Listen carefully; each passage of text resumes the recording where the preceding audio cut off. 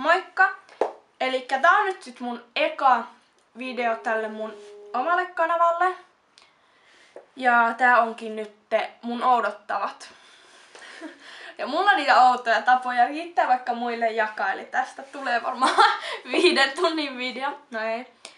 Ensimmäinen outo tapa on se, että jos mä kävelen silleen porukassa ulkona tai niinku kävelen jossain vaikka niinku isommassa porukassa tai vaan yhden ihmisen kanssa, niin mun pitää aina kävellä sen oikealla puolella.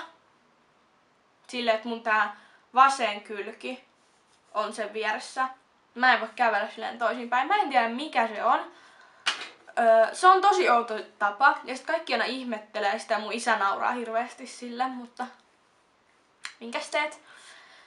Toinen outo tapa on se, että siis kun mä teen voileivän, niin mun pitää aina asetella kaikki juustot silleen hienosti. Ja se koko leipä pitää täyttyä. Siinä ei saa jäädä mitään tyhjää aukkoa. Ja sit se voi pitää myös voidella silleen koko leipä, että sitä leipää ei tavallaan näy.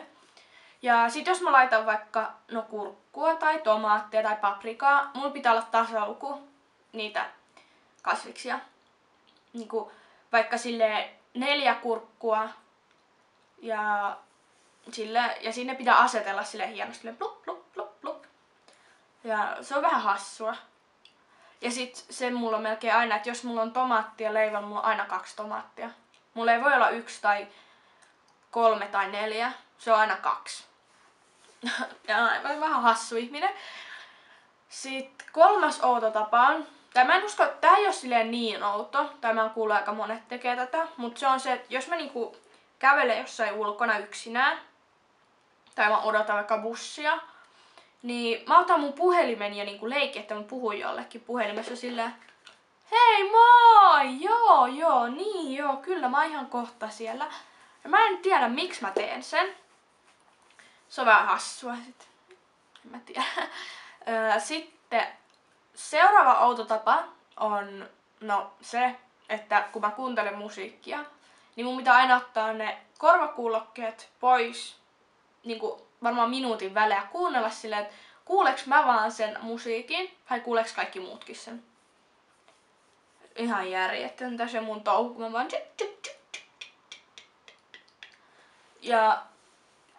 ja sitten tää mulla on ollut silleen ihan pienestä asti. Tää on se, että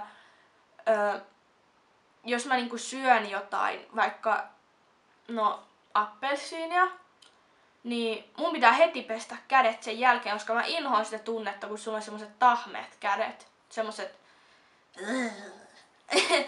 Ja toinen vähän syömiseen liittyvä asia on se, että mä en ikinä voi juoda lasista, missä on jotain likaa. Ja mä en voi juoda märästä lasista. Ja se on niin typerää, siis vaikka mä oon juonut vettä siitä lasista ja sit se on vähän märkää, ja mä haluan ottaa lisää vettä, mä en voi juoda siitä lasista.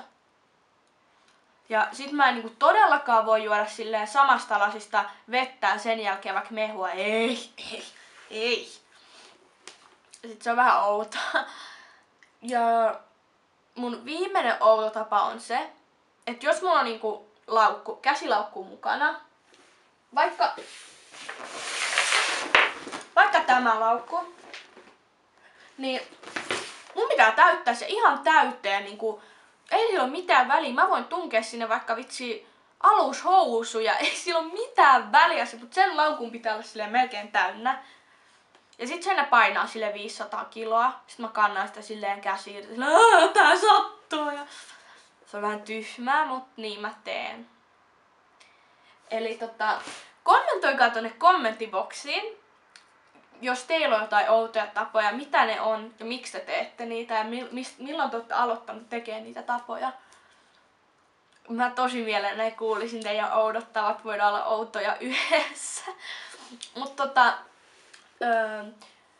peukut ylös tälle videolle, tilatkaa mun omaa kanavaa, tilatkaa mun ja